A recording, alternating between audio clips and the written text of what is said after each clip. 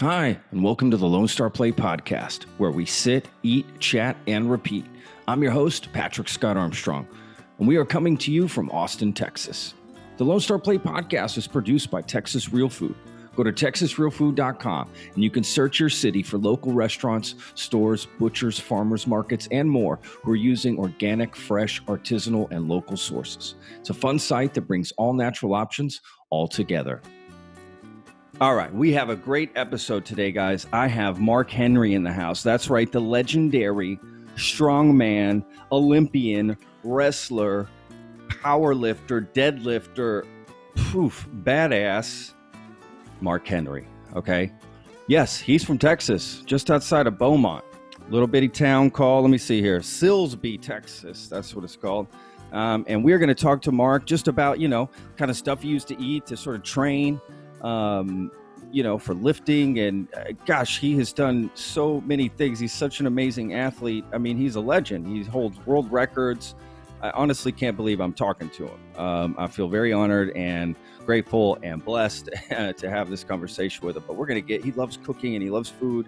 And we're going to get down and dirty with him about food and cooking and, what he likes to eat and those sorts of things, and how, what kind of stuff did he eat to train to be able to lift that. I saw him lift a car, a 2.5-ton car. Okay. A video of that. Like, what do you need to eat to be able to do that? So, we're just going to get down about that and what he likes to eat. So, okay. Great episode, guys. Sit back, enjoy the episode. Mark Henry, amazing guy, amazing conversation. Enjoy.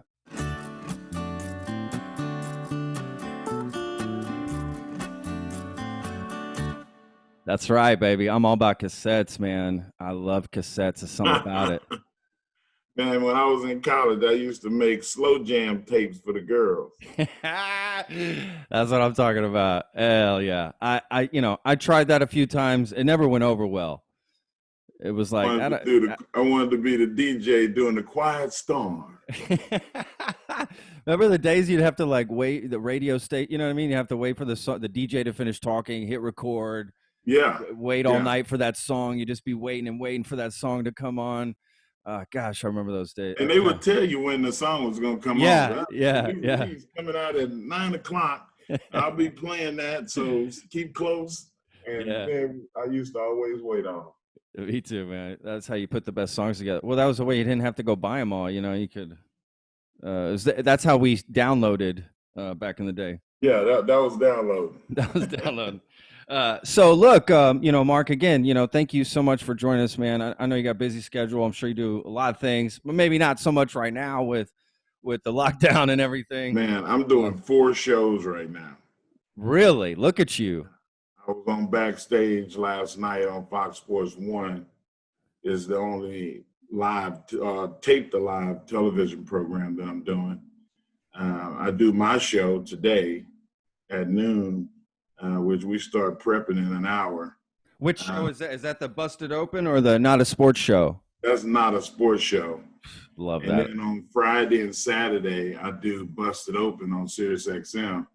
So I'm staying pretty busy.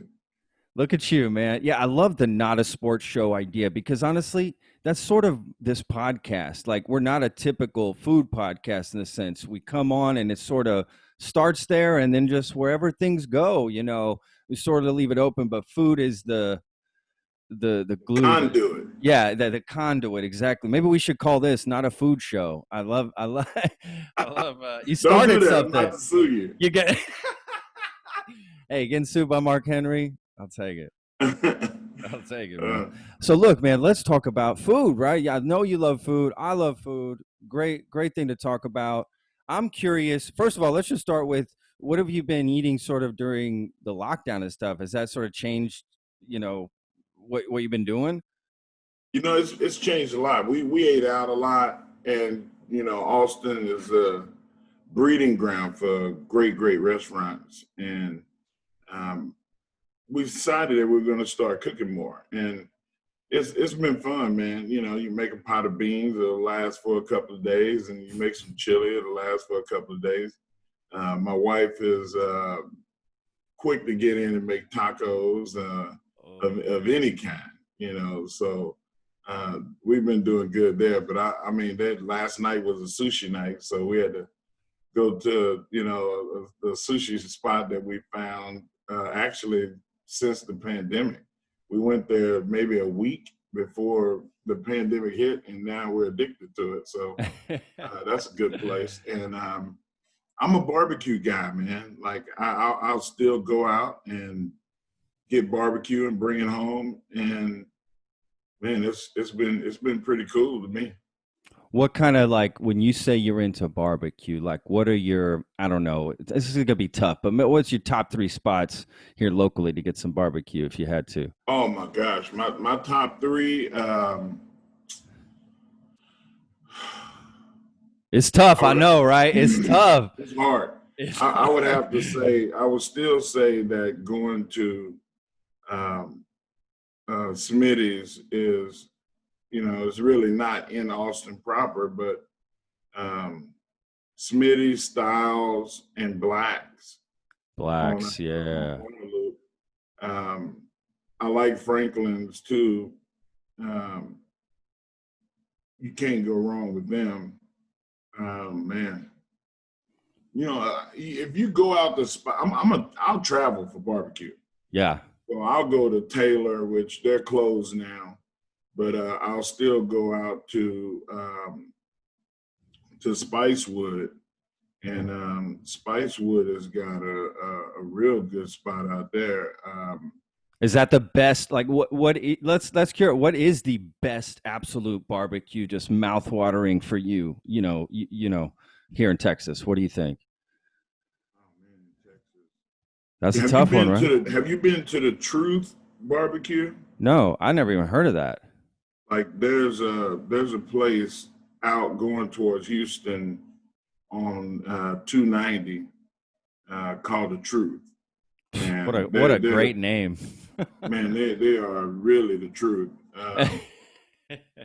Lee, you can go up to Taylor, like I said, and Louis Mueller is hard to beat.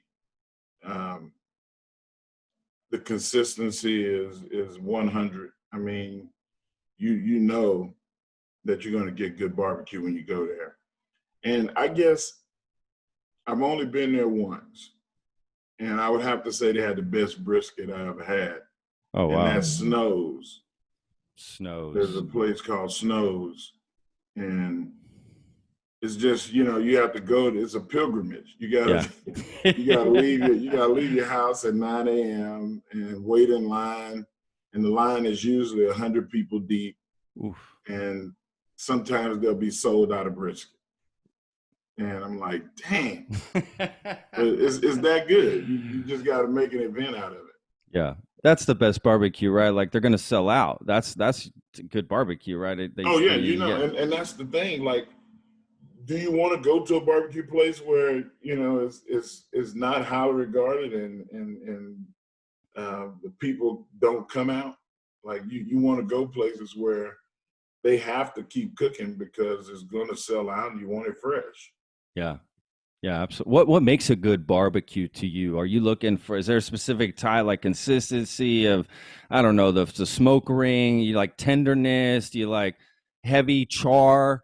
Or do you just, worry about, I don't know, the flavor of it? You don't even think about that. I don't know. All of the above. All of the above. Yeah. The number one thing is the tenderness of the meat, and the second thing would probably be the crust. Yeah. And in Texas, it's pretty, rudimentary what the crust is. It's salt, heavily big grind, pepper and salt, and a little garlic powder, a little paprika, a little bit of onion spice. We don't really do cumin, and there is a couple of places that do more of a cumin curry, Middle Eastern type of flair, but for the most part, you don't get that in Texas.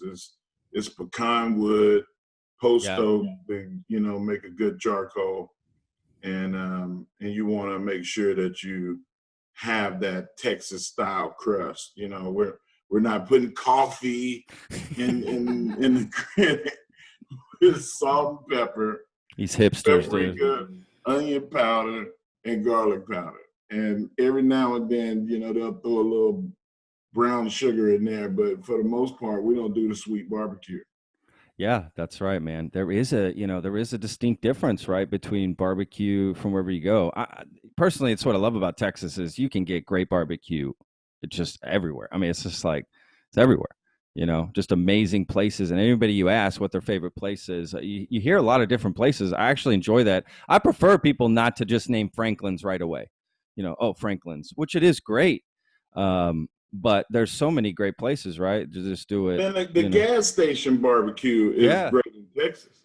Yeah. I mean, you can go to Buc-ee's, you can go to Rudy's barbecue. Rudy's barbecue is as good as you can get in a gas station, or not just in a gas station. I would put Rudy's in my Austin proper.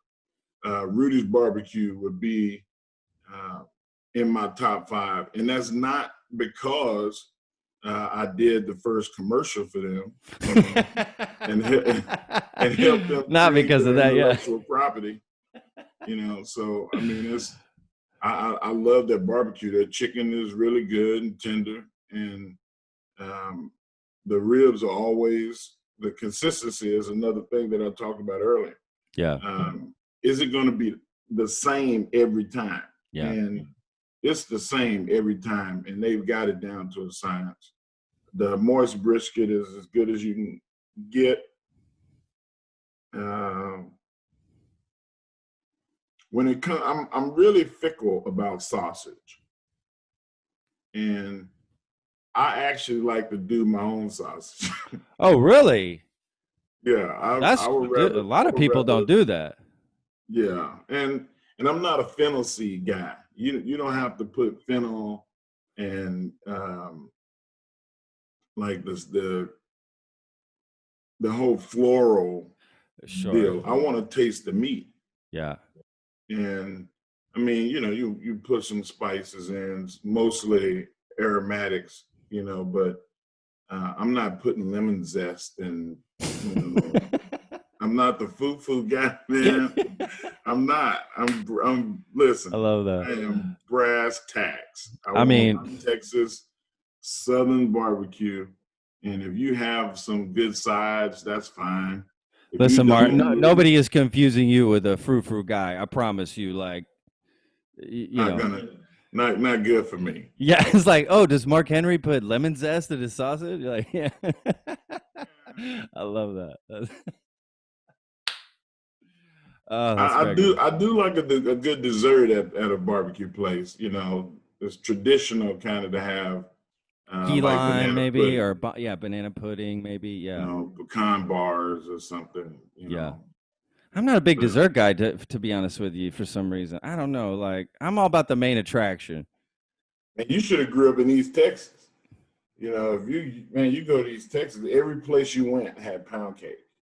Just pound cake. Oh, man, God. You cannot beat a good pound cake or a good banana pudding. That's true. Absolutely. You know, look, I like pound cake with a cup of coffee. You know, that's sort of. Man, I have pound cake with some pound cake. Yeah. I don't need no coffee. I don't need no tea. I don't need a glass of milk. I love pound cake. I love it. So you grew up in East Texas, just outside of Beaumont, right? In a place, I never heard of this place, Silsbee, Texas. Yeah, Silsbee. Never heard of that. I love hearing all these new town. You know, I've lived in Texas my whole life. Like, I always hear new towns. It's crazy. Well, you gotta, if you were a sports fan, then you would have to get down to East Texas, because in the 80s, basketball wise and football wise, between Port Arthur Lincoln and West Orange Stark, they won probably about 10 championships combined. Oh God. And you know, I mean, just in my district, we had Silsbee, Jasper, and West Orange Stark, and all 3 teams were ranked in the top 10. So I mean, it's like in one district. Wow. So you're only going to have one team come out. Wow. And it was almost not fair because you would have thought we would have beat most of Texas, but that's not the way it works. But there's always been really good food, me growing up. Not to mention, a lot of people in Silsbee would come to Waldo Park because my mom, her version of a food truck, didn't have a truck, but she used to go set up fryers and sell food in the park, on the weekend. And oh, wow. That was the beginning of me, starting to cook and learn how to cook, because I did a lot of her prep work on Fridays and Saturdays mornings, and we would go set up in the park like 6, 7 o'clock in the morning, and then by 10 o'clock, it was, breakfast sandwiches, and, by noon, it was, frying fish, frying chicken, making burgers, like, just stuff that a little kid probably should be, the one in the park playing. But I was working with my mom, man. Like it was a lot of fun. You were sous chef. You were sous chefing for your mom. Yeah, for a long time. That's it, man. That's about awesome. 15 years. That's hilarious. That's hilarious. Probably we're on the best payroll for her, right? Free labor. Free. Right. That's what I would be thinking if I was your mom. You know what, great. Man? It wasn't really free all the time because, like, I had demands. I'd keep that pound cake coming, and when the first chicken that came off, I wanted it, and and if I said, I want gumbo, or if I wanted something, my mom would always make it. Anything, it didn't matter, and she would be like, "Look, you need to come over here and see what I'm doing, so you can do this on your own." Yeah, and that's basically how I learned to cook. That's awesome, man. Wow, what an incredible experience, man. I wish somebody would set up at my park down the street and sell some food like that. Like, that's definitely not happening. Didn't need a license, nothing. The good old days, right? Like, listen, the police would come by, the fire trucks would come by, everybody in my town, people would come from out of town. Oh, wow. To get her burgers. She used to, man, I don't know how she didn't how she did it with the money that she made, but she did it as a labor of love, man. Like, yeah, I would have raised the prices up at least 20%. There's the business mind of Mark Henry coming out, right? Like, man, I love that. She would have been great here in Austin, man. And soul food, like, that's kind of the staple, being an African American man and growing up in rural East Texas, like, how do you take something that's not a prime cut of meat and you make it good to where people go, whoa, what did you do to this? And sometimes it was cooking it slow and over a longer period of time, kind of like a stew or a roast.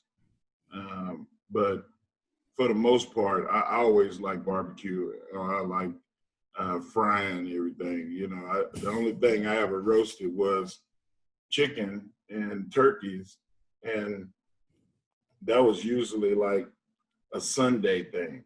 Yeah. You know what I'm saying? Yeah, or a holiday or something, right? Yeah, like a holiday with turkey. Yeah. And they didn't I wish that the whole beer chicken would have been a thing when I was growing up, because I love that.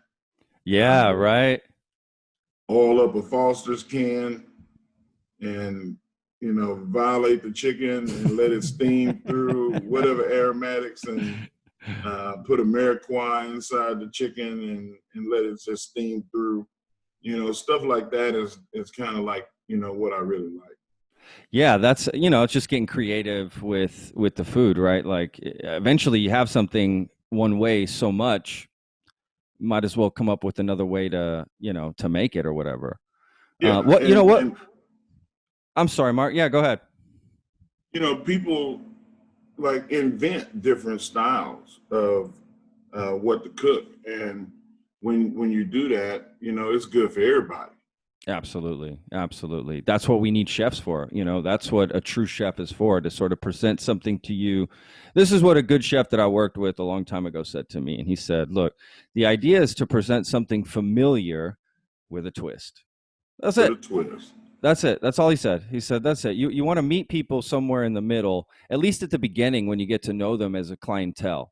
Right now, as you progress as a restaurant or a brand, you can start to expand a lot more because you've built a relationship with them.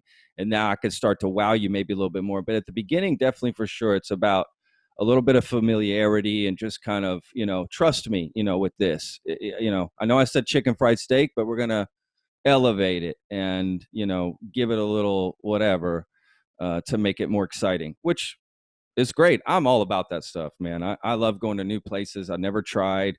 To be honest, I don't really like going back to the same place again. I'm really kind of weird that way, unless it's a taco place. Then I'm there all the time. Barbecue. I like taco barbecue, the same places over and over again. You said your wife cooks a lot of tacos. First of all, that's just amazing and great. That's awesome. What kind of tacos do you guys, if you go out to eat, like what kind of tacos do you guys like to get? Are you guys like fish tacos? You like, I don't know.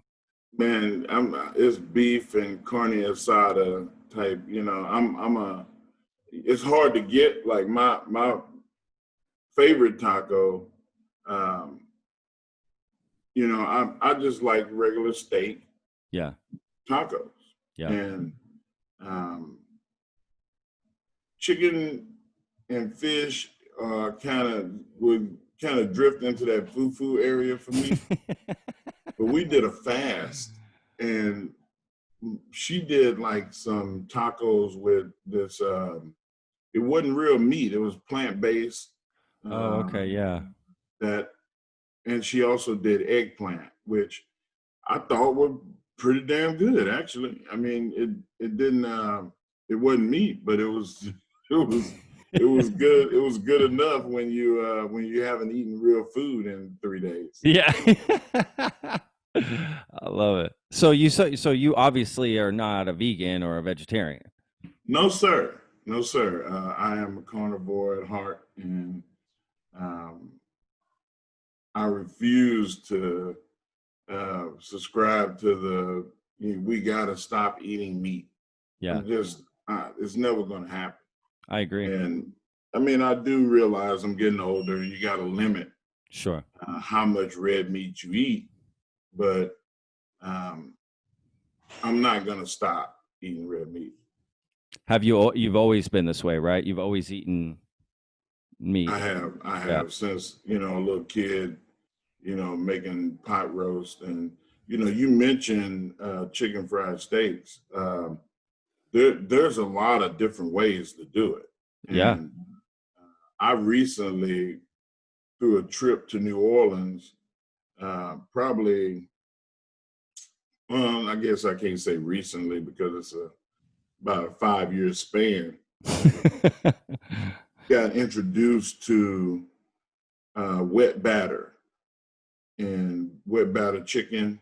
Yeah. And a wet batter chicken fried steak. And basically you would make, it's not quite a pancake batter because it's a lot thinner. But there's a place in New Orleans called Willie Mae's Scotch House. And if you're ever in New Orleans and you go to Willie Mae's, get ready for about a 30, 45 minute wait minimum. Oh, wow. Because the line is down the block. Wow. That's how good this place is.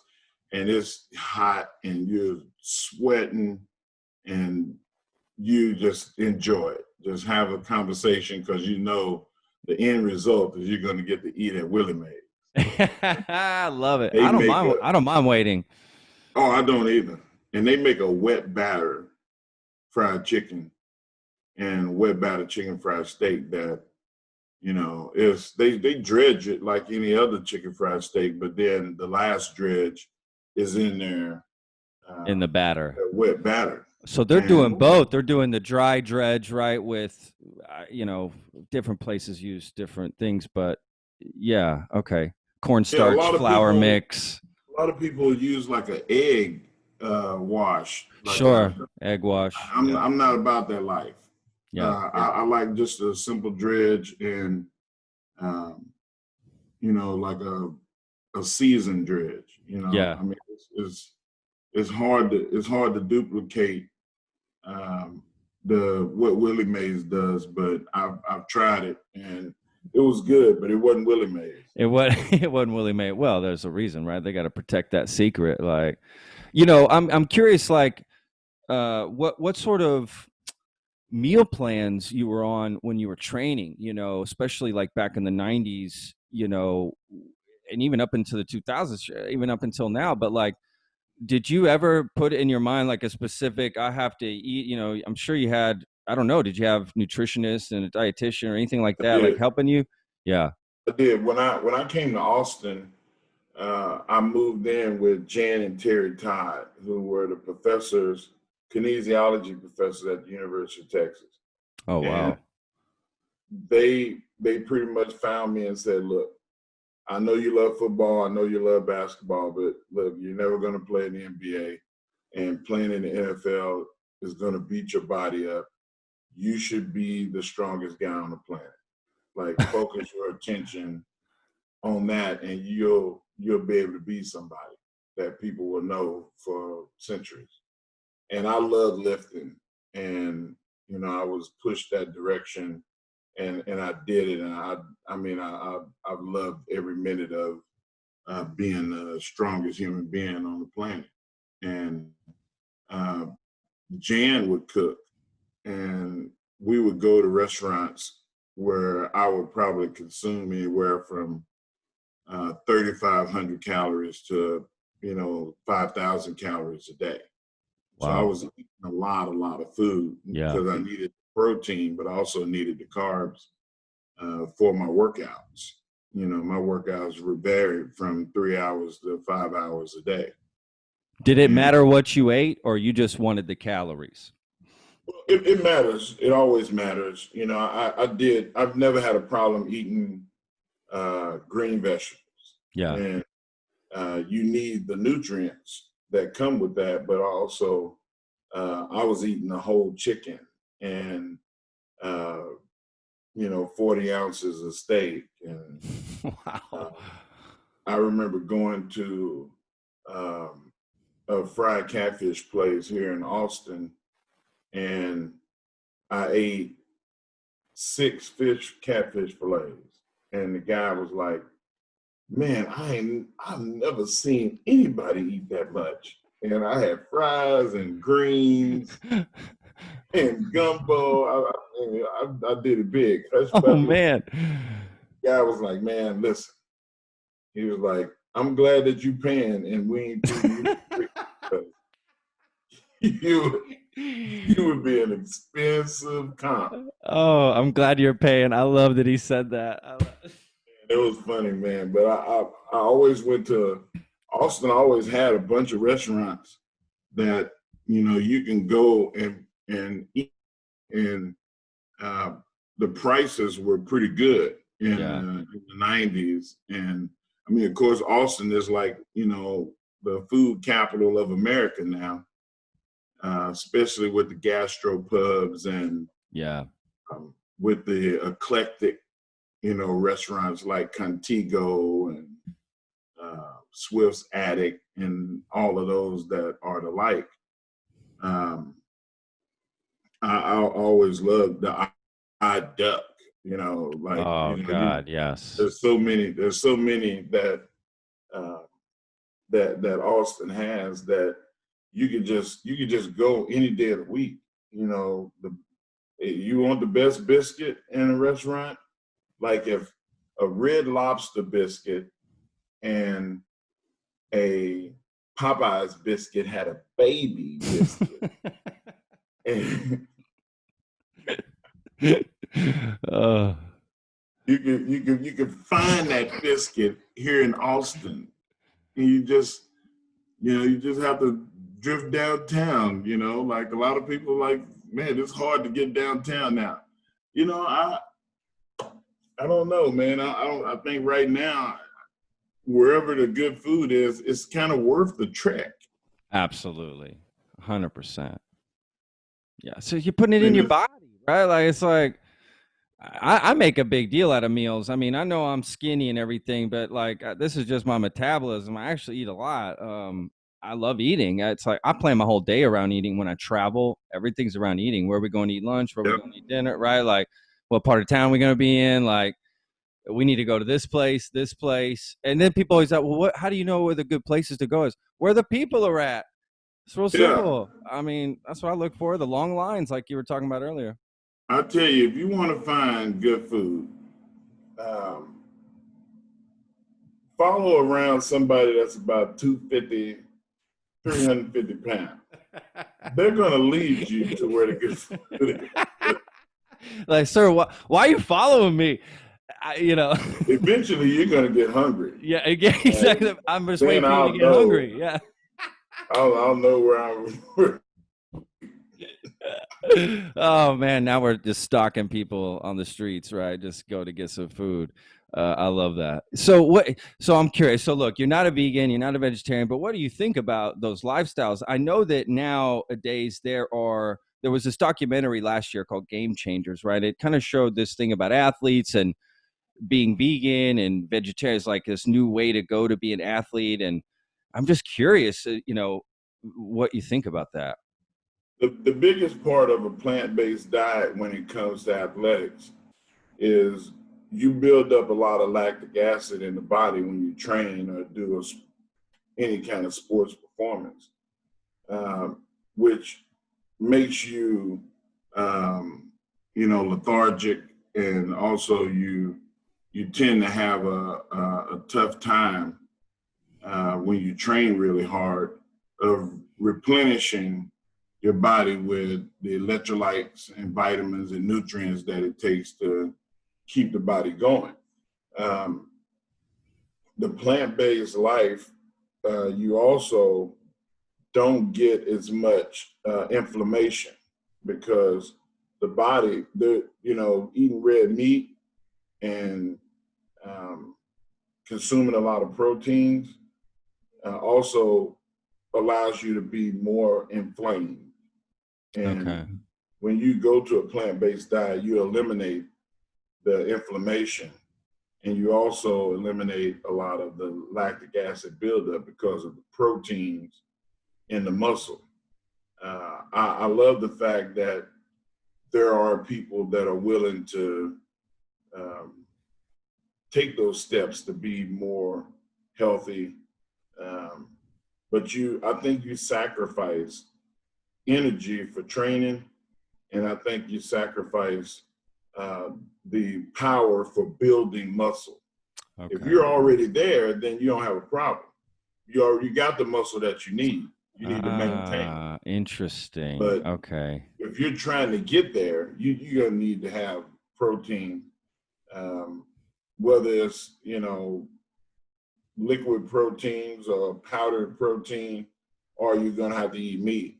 Nonetheless, you're gonna have to consume at least 50 grams of protein a day to start to build the muscle. Yeah. Damn, that's so. I mean, was that around in the 90s? Were people like vegan and vegetarian in the sporting, world? Not as much as, you would find a few, because there's people that just didn't eat meat. I remember talking to Herschel Walker, and Herschel Walker said, man, I'll get my protein in, but, I eat a lot of fish, and I eat a lot of chicken breast, and get lean protein. If I eat a steak, I'm not eating ribeyes and fillets. I'm kind of sticking to the New York strip, and and I won't even eat that very often. And I'm like, wow, people were doing the Rocky protein intakes, making protein shakes and putting 6 eggs in it, raw eggs. Yeah, that wasn't going to happen with me. I would throw all that up. What a waste of eggs. What a waste. Oh man, that's hard to do, right? I ain't about that life. Yeah. If people saw the Rocky movie, I bet you probably tried. You probably watched Rocky and was like, "Man, I'm gonna go eat a raw egg." I did try it. I've tried it too. I did not like it. And brother, man, No. I can't even eat oysters, like raw oysters. Oh yeah. I know so many people that's like, oh, it's a delicacy. It's so good. It's great.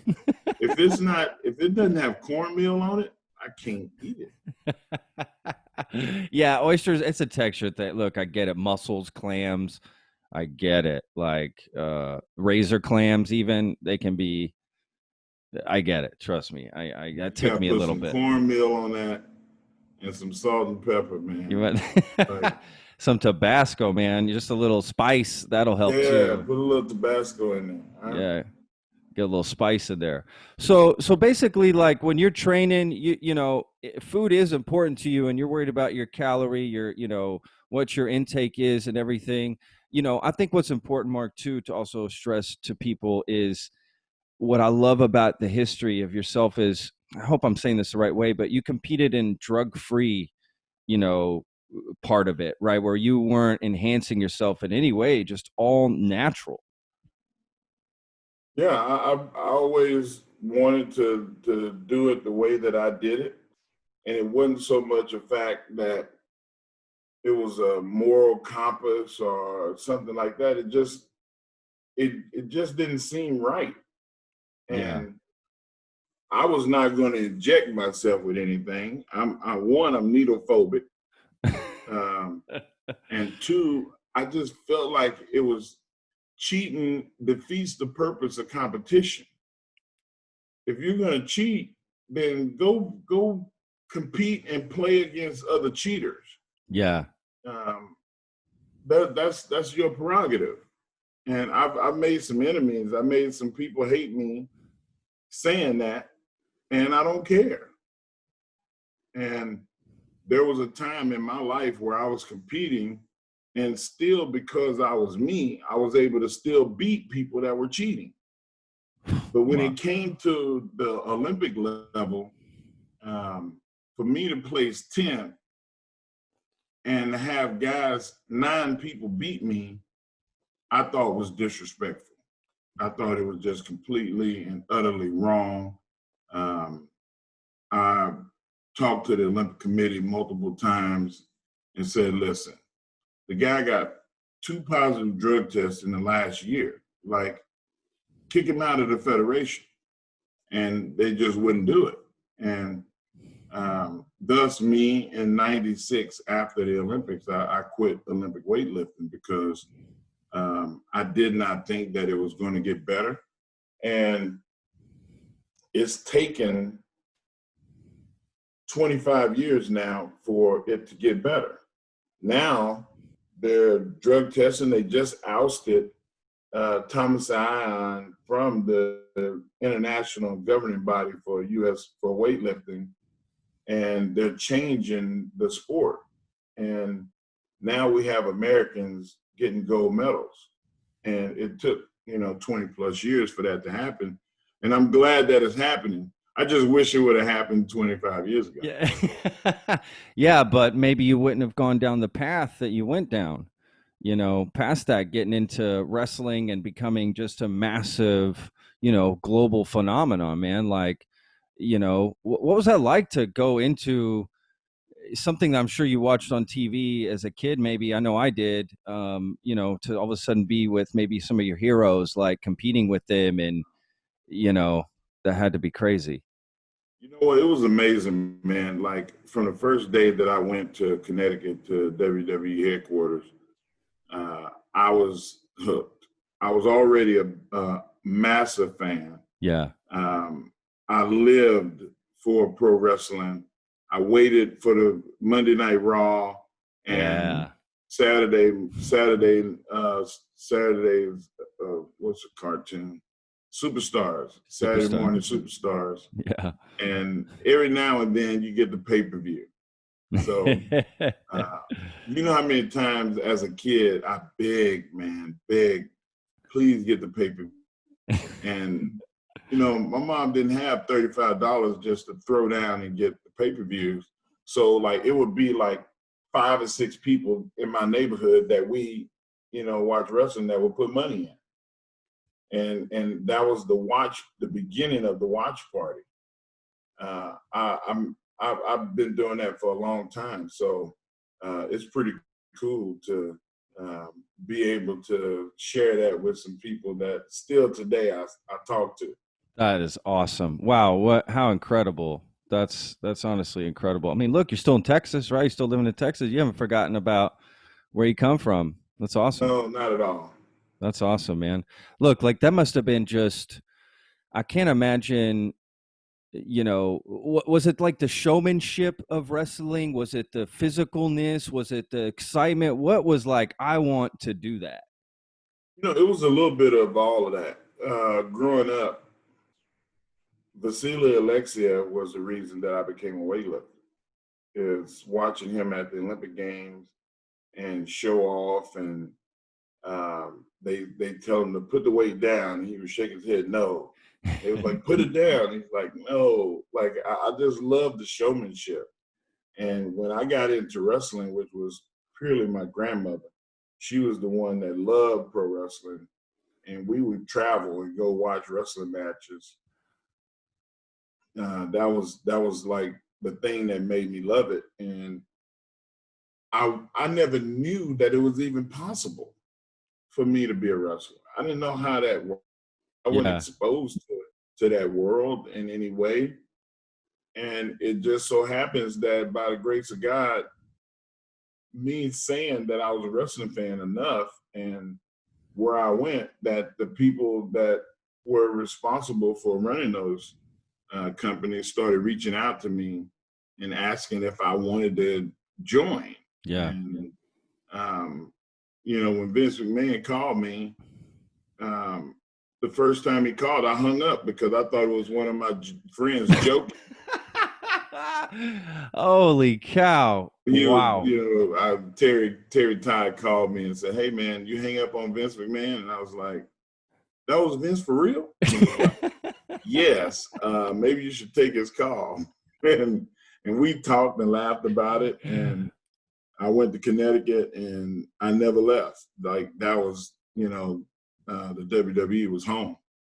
Wow, that's incredible. That is just, I mean, you built an amazing, career, matches. The stuff I've seen you do is just absolutely phenomenal. Lift a 2.5-ton car by just like getting into the seat too, just like wedging yourself in there, lifting up. I saw this one video just recently where there was the soundboard guy or something, and you just destroyed this whole like mixing board and speakers and just tossed this guy like 15 feet through the air. Like, I mean, that was real. Like there were people that said, oh, he was on a cable that jerked him up and all. No. It looked real. It looked like you tossed him like a rag doll. I think that guy looked surprised, like. And he was about 230 pounds. You're right. He wasn't a small guy. No, he wasn't a little dude. That was an impressive moment for me because people that I knew didn't know that you could do that to a human. Totally. I tried my best to never hurt anybody, and I may have fallen short of that maybe once or twice in my life, but for the most part, I took care of everybody, and even that guy, throwing him, he was able to hit a giant crash pad. So yeah, I was like, don't be fearful. The crash pad will get you. I was hit dead center of it. That was a good moment for pro wrestling. Man, that was just, incredible. What do you have, like a best memory? I mean, I know that's got to be tough, but a best like match memory where you're just like, this is just the greatest match I ever, fought. Yeah, I would have to say that, WrestleMania 22, me versus The Undertaker in the street, was probably my best work from a ring standpoint. Yeah. Because of the competition. when you wrestle the best guy in the world and you main event WrestleMania, it don't get higher than that. Absolutely. Like, been to the mountaintop. Yeah, I mean, and, absolutely. I guess if I was going to say from a verbal standpoint, my retirement speech is gonna hang around the rafters for a long time. It was pretty good work. I've had people call me that I didn't even know I don't even know how they got my phone number. Call me, Hulk Hogan called me, and he said, "Listen, nobody's ever got me before. I know the business and I know what's what, and I just want to let you know you got me. I thought that you were really retiring, and the emotion that you gave in that performance, you know, nobody would have said that, oh, this is going to be there's going to be some kind of ruse to it." And I'll take that. I'll take that from Hulk Hogan.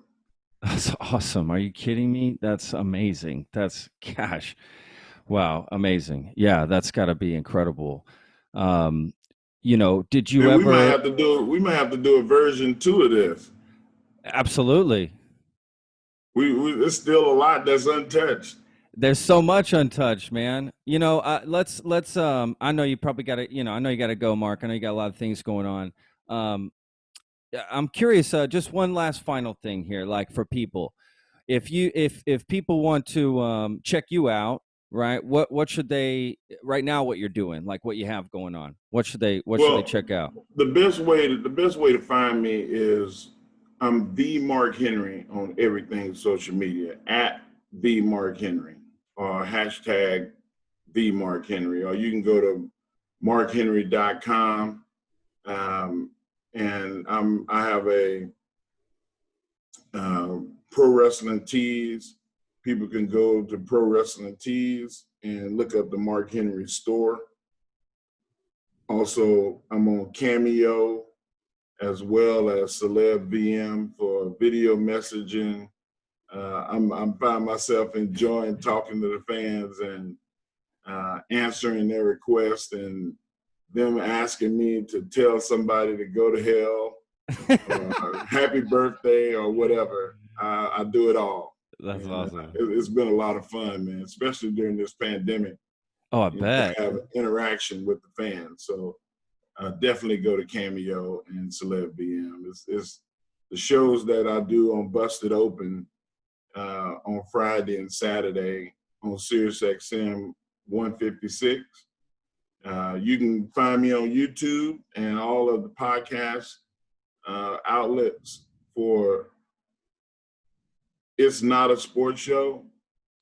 And It's Not a Sports Show is kind of funny because, you know, we changed the name like 5 times. And it's been fun, though. And we make a lot of jokes about it. But you can go on and look up at Nota Sports 1. NOTA Sports 1. And that's where you can find me. That's what I'm talking about, Mark. Yeah, man. You look, you know, hopefully maybe when this whole thing is over, we can, you know, get together and cook something. I'll cook something for you. You know, we'll go out to eat somewhere. You know, be my pleasure. I would love that. Let's do it, man. Yeah, I'd love to take you. I'll take you to some secret spots, man, and show you some really good food that I guarantee you haven't eaten here in Austin. All right, man. I'm down.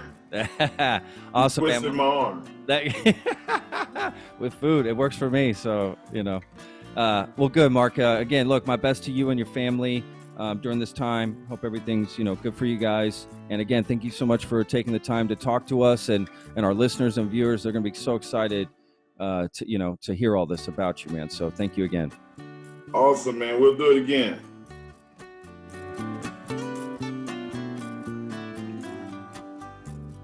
All right. I really hope you enjoyed that podcast as much as I did. If you have any questions for me, please feel free to email the podcast at patrick@texasrealfood.com. And don't forget, you can check us out on Apple Podcasts, Spotify, Stitcher, you know, all the different places you can get podcasts. You'll find us on there. Or you can just go to our website, go to the Lone Star Plate And you can check us out on YouTube if you want to watch it. We video these now, on a little webcam here, and go to the Texas Real Food YouTube channel and you can find it there. Make sure to follow Texas Real Food as well on Instagram and Facebook. Subscribe. And if you are so inclined, please leave us a review anywhere you can. Follow us on Spotify or leave a review on Apple Podcast. That would really help us out. Thanks again for listening. Really do appreciate it. Without you guys, what's the point of doing this? So if you have any suggestions on how we can make the show better, please let us know. Thanks again. Be safe out there. Wash your hands.